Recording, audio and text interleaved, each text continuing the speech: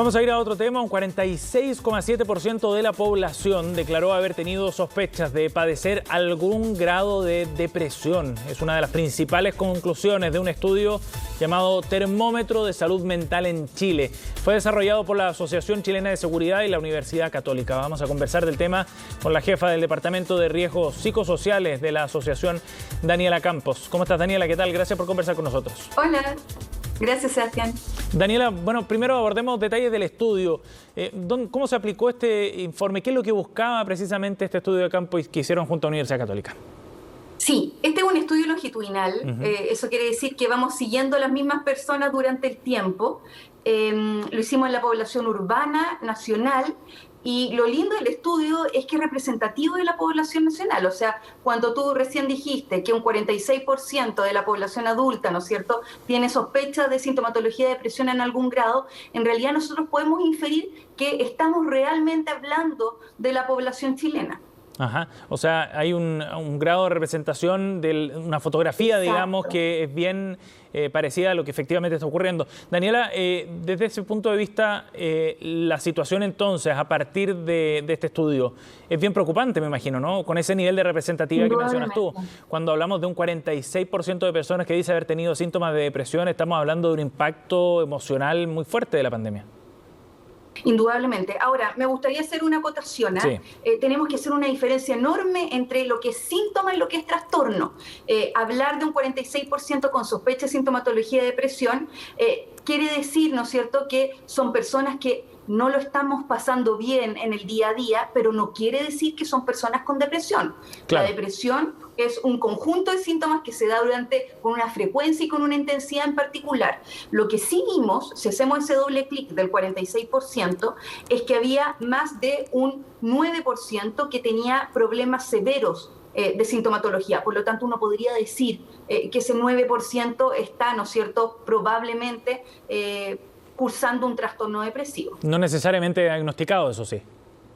No necesariamente diagnosticado, indudablemente. Claro. Ahora, siempre nosotros en general, en la primera y en la segunda medición, nos movíamos entre un 6% y un 8%. En Chile, previo a la pandemia, en general era entre un 4 y un 6% de personas con trastornos depresivos diagnosticados en el caso de prepandemia. Sí. En ese sentido, es interesante ver cómo se va moviendo, ¿no es cierto? Tuvimos una primera medición en julio del año pasado, una segunda en noviembre, para tener esta tercera en abril. Daniela, y una de las cosas que vimos, perdona. Sí, es que te quería preguntar respecto a cómo se ha visto esa evolución precisamente. Sí, justamente te iba a comentar que es una evolución que se ve muy clara respecto al tema de las cuarentenas, ¿sí? Cuando hay desconfinamiento, el tema de la salud mental, ¿no es cierto?, también de alguna manera se empieza a relajar un poco. En cambio, cuando Chile está confinado, se incrementan, ¿no es cierto?, la sintomatología, la prevalencia de síntomas asociados a salud mental. Y eso es algo que viene a reforzar lo que ya sabíamos, ¿no es cierto?, que el confinamiento aumenta la sintomatología de salud mental. Lo que es interesante, porque además se sabía previo al tema de la pandemia también, si uno toma investigaciones respecto al SARS y al ébola y sus cuarentenas, vemos que la sintomatología es muy similar a lo que está sucediendo hoy día a nivel mundial y a nivel nacional en Chile. Claro, con el agregado de la magnitud, ¿no? En este caso estamos hablando de un fenómeno mucho más, sí, claro, más amplio incluso. Daniela, ¿solamente se detectan síntomas de depresión o hay otros síntomas preocupantes también o alertas que destacan en el estudio? Sí, yo te diría que los grandes síntomas que deberíamos quizás poner unas banderas ahí rojas es primero el tema de la depresión, indudablemente. Segundo, el tema del insomnio, la dificultad para conciliar el sueño, para mantenerse dormido en la noche, ¿no es cierto? Y este problema que está teniendo mucha gente de que se despierta más temprano de lo que ellos desean o que se despiertan como sintiendo que no durmieron nada. Es muy interesante porque de alguna manera vimos que el 47% de los chilenos adultos hoy está teniendo problemas de sueño, ¿sí? Y de hecho, dentro de ese 47% hay un 20% que está teniendo problemas severos o moderados. Lo que finalmente, de nuevo, tenemos el tema de los síntomas versus el trastorno, lo que nos podría dar, ¿no es cierto?, personas que van a tener insomnio grave y que finalmente van a tener que usar psicofármacos. ¿Y por qué es tan interesante este dato? Porque todos nosotros podemos hacer algo cuando tenemos los primeros síntomas para, ¿no es cierto?, de alguna manera realizar actividades de higiene del sueño para no tener que llegar a tomar psicofármacos, para que estos síntomas no se conviertan en un trastorno. Sí. Por un lado, entonces, el tema del insomnio, además que es interesante porque también es algo que a nivel internacional se ve en todas las mediciones de temas de salud mental. Sí, el insomnio, además, bueno, lo que pasa con el insomnio es que es transversal a la sintomatología depresiva, transversal a la sintomatología ansiosa y también algo que todavía no estamos viendo, que probablemente nos dice la literatura que va a suceder, a la sintomatología de estrés postraumático cuando esto empiece a, ¿no es cierto?, a de alguna manera a eliminarse los contagios, a disminuir. Claro. Entonces, por un lado, el insomnio, sí. Daniela, ustedes han hecho un estudio bien exhaustivo y eso nos permite también tener miradas más específicas respecto a grupos socioeconómicos, por ejemplo, o hacer la separación entre hombres y mujeres. ¿Se notan diferencias ahí en esas dos variables? Sí, bueno, las mujeres siempre tienen mayor prevalencia de problemas de salud mental que los hombres. A nivel general, las mujeres tienen un 37% de prevalencia de problemas de salud mental versus un 28% en los hombres. Ahí está el promedio del 33%. Entonces las mujeres tienen 9 puntos adicionales de prevalencia. Ahora, claro, hay muchas hipótesis de por qué sucede eso. Hay que tener una visión general que sea biológica, psicológica y social.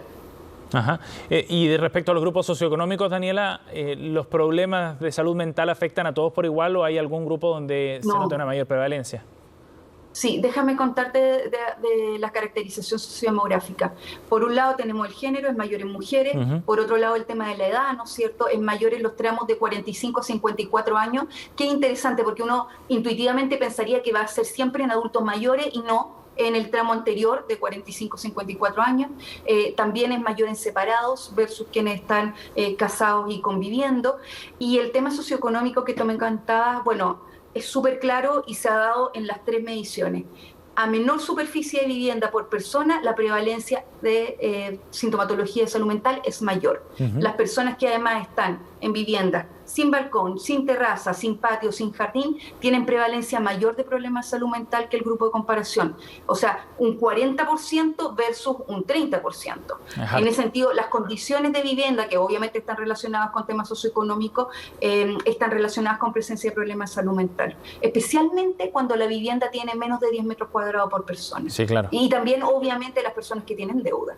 Sí, son situaciones que efectivamente aumentan la presión, el estrés asociado que pueden gatillar esta sintomatología.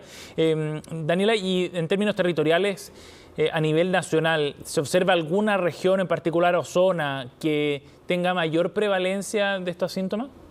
Sí, bueno, de hecho sigue, a diferencia de la sintomatología que se vamos viendo, ¿no es cierto?, el tema sociodemográfico sigue una línea bien constante. En ese sentido, aun cuando aumentaron todas las prevalencias de problemas de salud mental, podemos ver que, por ejemplo, la zona sur, al igual que en julio y en noviembre, sigue siendo la que tiene menor prevalencia, mientras que la zona norte, al igual que las otras mediciones, ¿no es cierto?, es la que tiene mayor tasa de problemas de salud mental.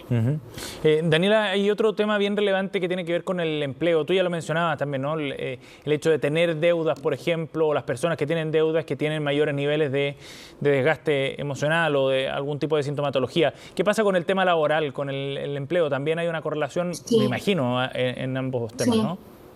Ese es un tema que especialmente a nosotros como Asociación Chilena de Seguridad es algo que nos importaba muchísimo medir y que finalmente apareció algo que también uno podía valorar como de manera intuitiva, ¿no es cierto? Y es justamente lo que dices tú, el trabajo como factor protector. En ese sentido, hoy día quienes tienen trabajo presentan una tasa de prevalencia de problemas de salud mental bastante inferior al promedio. En ese sentido, la prevalencia de síntomas asociados, sospecha o presencia de problemas de salud mental fue un 50% de las personas que están desempleadas versus un 30% en quienes están con trabajo. Y en ese sentido, bueno, como yo decía, es algo que muestra claro, de manera clara, con datos, algo que es intuitivo.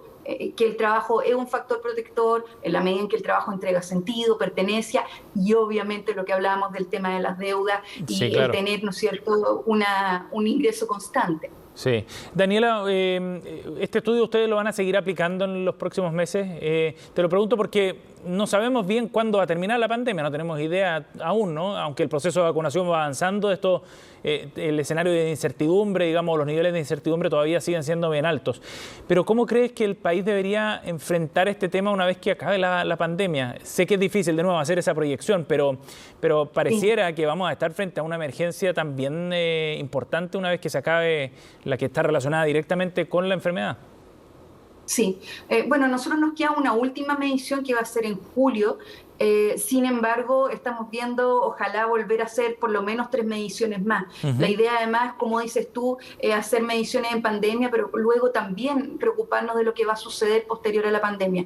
Ahora, sobre qué es lo que veo yo, la verdad es que yo estoy de acuerdo con lo que dice la Organización Mundial de la Salud. O sea, en ese sentido, previo, es decir, posterior a la pandemia, ¿no es cierto?, del coronavirus, va a venir una nueva pandemia que va a ser una pandemia de salud mental. La Organización Mundial de la Salud habla de que por lo menos 1 de cada 3 personas a nivel mundial va a necesitar de alguna manera intervención psicológica o psiquiátrica. Y esto nos muestra que vamos a ir un poco en esa vía, ¿no es cierto?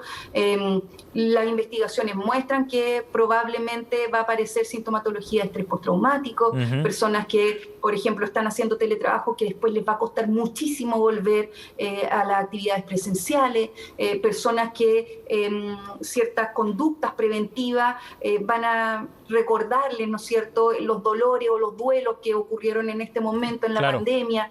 Entonces, en ese sentido, vamos a tener que hacernos cargo de eso. Sí, sin duda, y va a requerir un esfuerzo grande pensando también en la forma en que hasta antes de la pandemia el sistema de salud trataba estos temas. No existía una estructura de apoyo, sobre todo en el sector público, fuerte para tratar estos temas de salud mental. Indudable. Sí. Daniela, gracias por conversar con nosotros esta mañana, muy amable. Un gusto.